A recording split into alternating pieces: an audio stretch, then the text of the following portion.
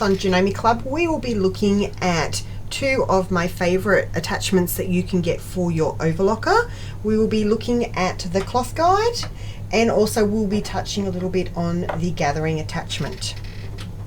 Now these, like all of our products and accessories you can buy for your machine, do come with instructions or information about them. This particular cloth guide does come in a lovely little box, and then you do get a paper insert which has got information on there about how to attach it to your machine and then how to set it up for different uses.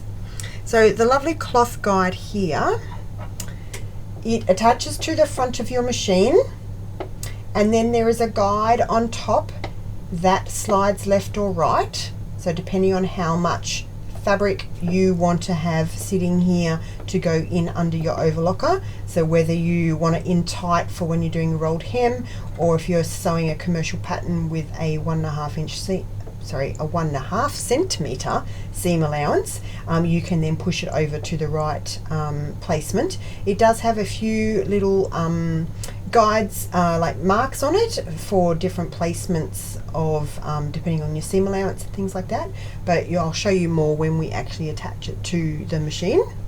So that's our little cloth guide. The other one we will be looking at is our gathering attachment.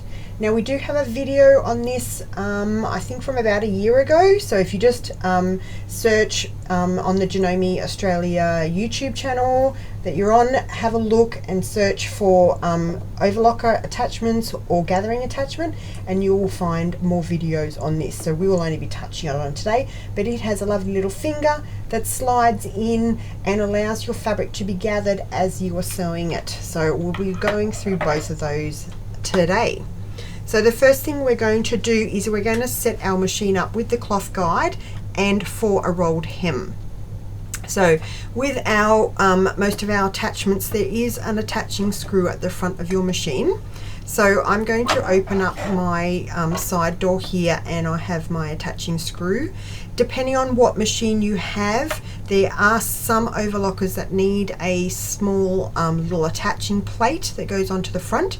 So again, just check with your local Janome store and they can advise you on the correct parts that you need for your machine.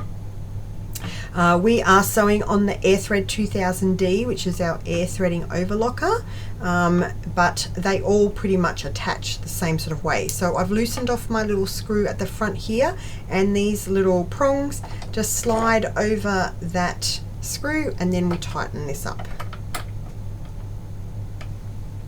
And that is attached to the machine. There is an an adjustment screw on the right hand side of the guide that you can adjust if you need to raise or lower this guide, but most of the time I find it's reasonably good position. It just will depend a little bit on your model, that if you need to raise or lower this, there's the adjusting screw on the side. Now the screw that is on the top of here, you don't actually need to adjust that. It is just holding that guide in place, and you literally just press that to the left or to the right, and to get depending on the seam allowance. So on the air thread here, I do have a mark for my 5/8 of an inch, which is your 1.5 centimeter for a commercial pattern. So if you are seaming say a dress and you want to seam it all together with your overlocker, you would adjust this guide so that the vertical part of the guide is in line with that mark, and that way I know exactly from my guide to where my left needle will be is my 1.5 centimeters. So it'll get cut off and seamed at the right distance for a commercial pattern. I'm doing a rolled hem today, so I'm actually going to adjust my guide all the way in so that there's some markings on the front of the needle plate of your overlocker, and there's this little line here which shows me exactly where my little, what they call a chaining finger, is going to sit.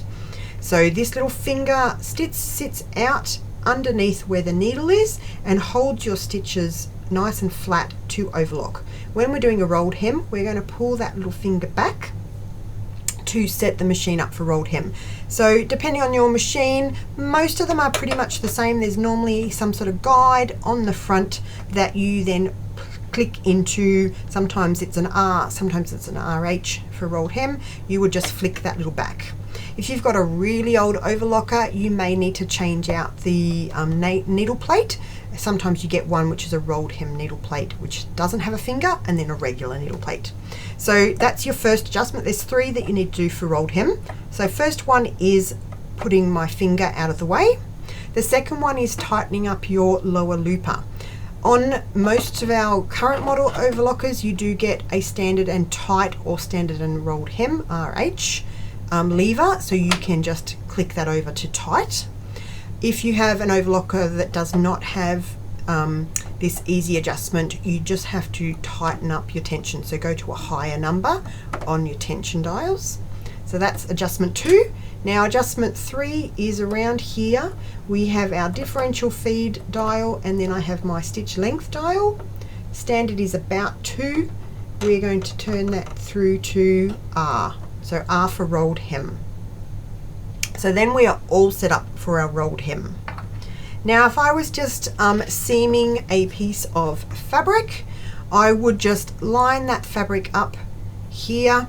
I've got my blade is up, so it will be cutting off and neatening. So if you've got any of your little, if I just sort of pull this out, you might have like little bits of thread and things that from when you've cut out your pieces.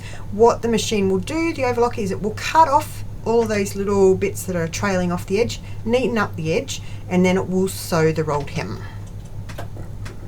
Let's turn our machine on and let's go.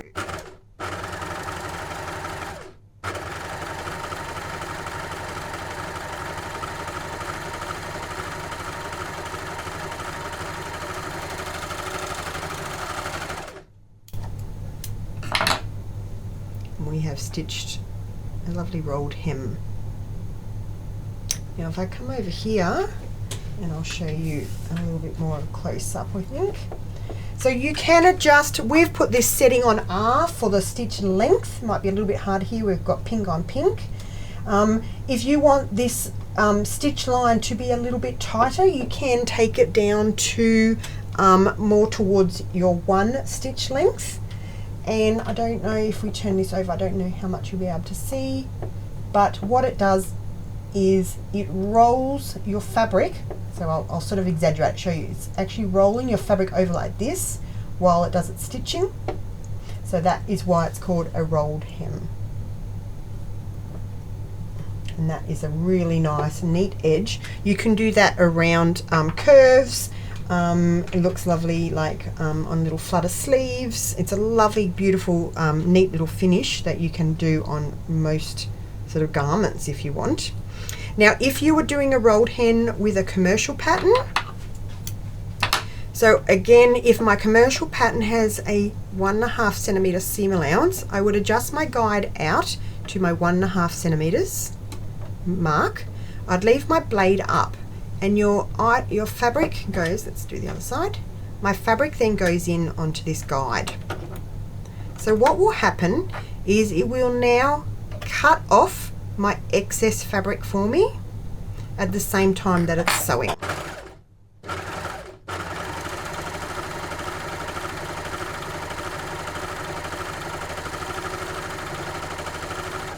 So you can see here, there's my excess fabric that's being cut away.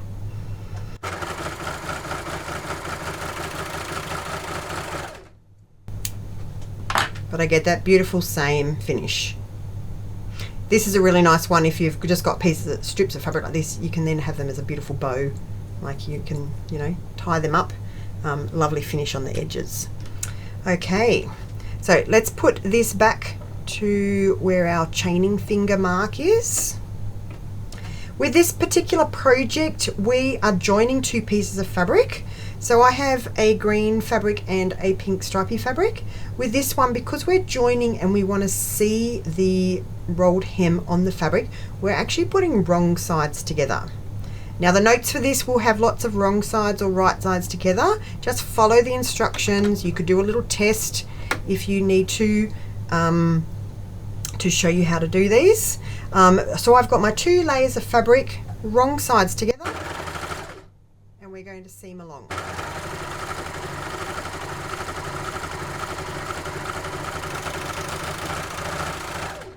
There we go. So there we've got our rolled hem. I'll show you the next one. I'm going to tighten up a little bit just so you can see the difference, and then we'll put it on the other camera. So you can, even though the settings for a rolled hem is at R, you can still adjust it if you want a different finish or a different density of your thread.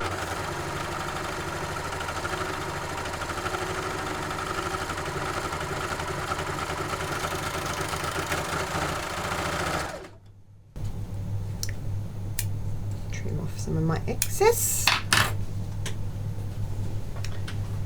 So if we come down here, so here's my 2 little rolled hems that I did, and then to make the pleats on this project you would then fold them into the center, and you should be able to see then a slight difference between my R setting and my 1 stitch length. It just makes it tighter. So again, personal preference sometimes to how dense you want that to be. If you've got like a chiffon sort of dress that you're hemming, you may even want to take it up to like 1.5 or nearly 2, because you just want a light amount of thread there. Whereas if you want it to be quite a stiff finish, you can then tighten it up again. Okay, so that is our rolled hem. Then we're going to show you how to do some little pin tucks. Now with the pin tucks, we are taking our piece of fabric and we are folding it in half and stitching along this folded edge. Because this folded edge, I do not want it to get cut, I'm going to lower my blade so that the blade is down and it's not going to cut anywhere here. So, and we're going to take it out of rolled hemming as well. So to take it out of roll hem, we just reverse the 3 things that we did. So my chaining finger will go back out, my standard and tight lever will go back to standard, or you'll adjust your tension, and my stitch length will take back to say a 2. So then we're all set up then for our pin tucks, but now we want to lower our blade. It just depends on your machine. Some machines you have to open the door and there's a sort of a button here that you push and twist. On the air thread overlocker, it is a little button down the bottom of the inside of the throat. So, and this one I just press in and turn backwards, and my blade then has lowered down. This means I can now fold my pieces of fabric, and my guide that is here sort of sits a bit like when you're using the blade, you've got something to line up to. So now not having a blade, it's a bit hard then to see what we line up with. So that's why with the cloth guide, makes it really easy for us to have a point to line up to for when we're sewing.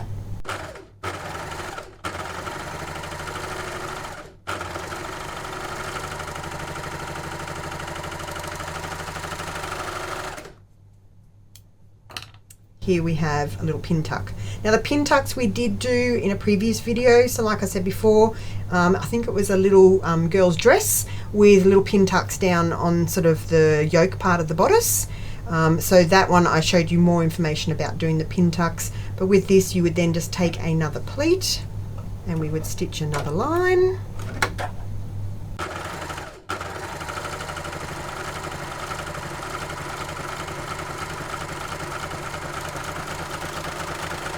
And the instructions for this project are all written out with each one of the sections is there, so that you can put this pillow together in very distinct sort of little groups, and then it will all go together really easily. So here we have our pin tucks, and I might actually bring in my other panel that's got more of them on it. So let's bring this one in, take these ones out of the way. So here's my little panel for this project, and we have here all of our pin tucks that have been sewn. Now to create this sort of honeycomb effect, what we do is I have put in the notes that you go to your sewing machine and you use your button foot, which is your T foot, and we do have video instructions on using that foot as well. But if you don't have that, you can always just use a little bit of thread on a needle and hand stitch just a little catch at all of these points. And then to create the honeycomb effect, you would then just open them up and stitch the next ones in the opposite to what you've previously done. If you don't like the honeycomb effect, one other option you've got is you can stitch with a sewing machine, and when you stitch in opposite directions you get this lovely sort of swirly effect happening. And I've just stitched this in 3 rows with a light green and then 3 rows with a dark green. So that's another option you've got, is to change up your thread colours, and you can get completely different looks with that. Now we're going to be inserting this piece of lace into our fabric. I've taken this piece of fabric which I have then folded in half to give me like a nice fold line where my lace is going to sit, and then I'm just placing the lace into that fold line and folding this over. Again, I've still got my blade down because I'm sewing against a folded edge, and I do not want that. Sorry, I was trying to thread the machine there. I do not want this edge to be cut because it's folded. Stitch. Every couple of stitches, I'm just going to open this up, check that my lace is sitting nice into that little fold line,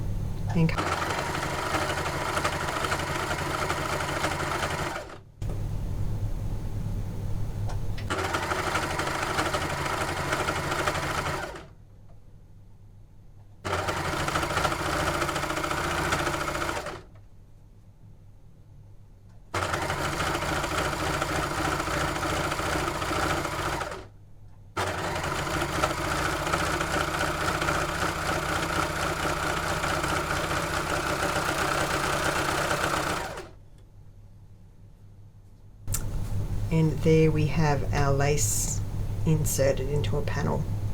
You could do multiple layers of lace and that would look really pretty on a skirt or on a dress. You could insert just an extra strip of fabric, that sort of thing. So there you go, that's another little section of our pillow sorted. Now we are going to show you the gathering attachment and doing a bit of gathering. So with the gathering attachment, you need to make a few more changes to your machine. So the first thing I'm going to do is I'm going to bring my blade back up because I want my blade to be engaged. So we just adjust that one and my blade is back up. We're going to take off our cloth guide and we're going to put our gathering attachment on.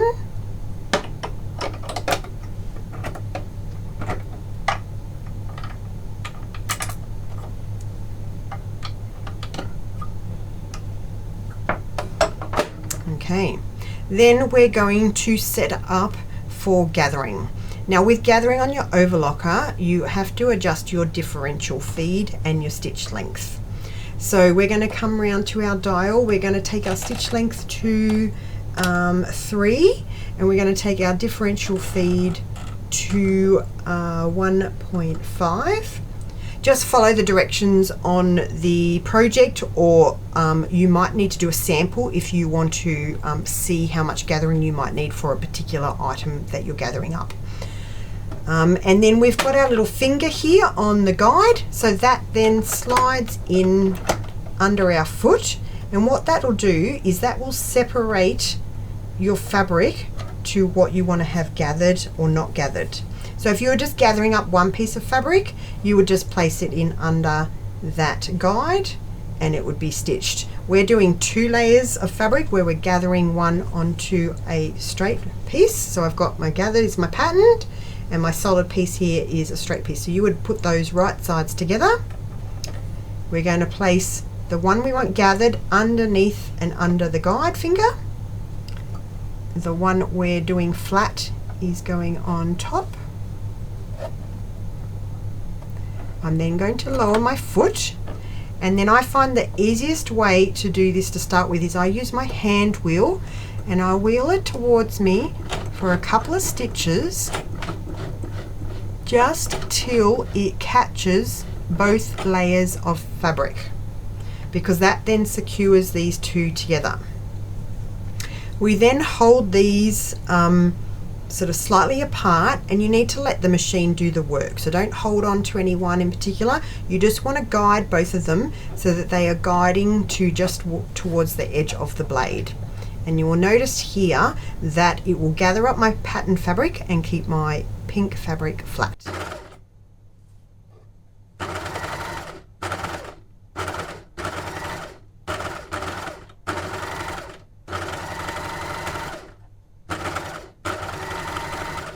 So I'm keeping my eye on the edge here where the blade is to make sure the two pieces, the raw edges, line up. And I don't know, depending on whether the camera, you can see there that it is gathering up that fabric nicely.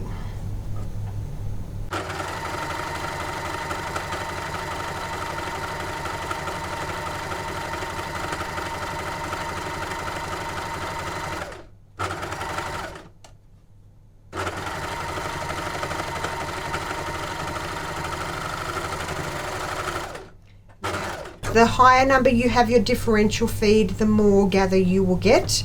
So this is why I say sometimes you just want to do a little sample to check. But it does roughly work that a differential of 2 almost is twice the amount.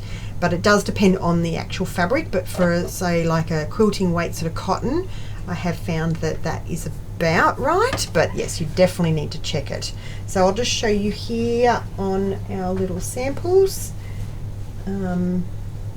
Here we have the piece that's gathered up in the middle. So we have here, this is like half of our pillow that we make. So we have the little channel on the edge, you have the little pleated sections that are rolled hem. We've got the lace that's inserted, a gathering panel, another lace part, and then your pin tucks. So if I bring in our little bolster cushion here, here is the finished cushion, and it has some lovely little pleats on the end, and then this section gathers around, and we've got ribbon there that so it's all completely constructed on the Overlocker. Thank you so much for joining us for Club this month. I hope you've enjoyed this one.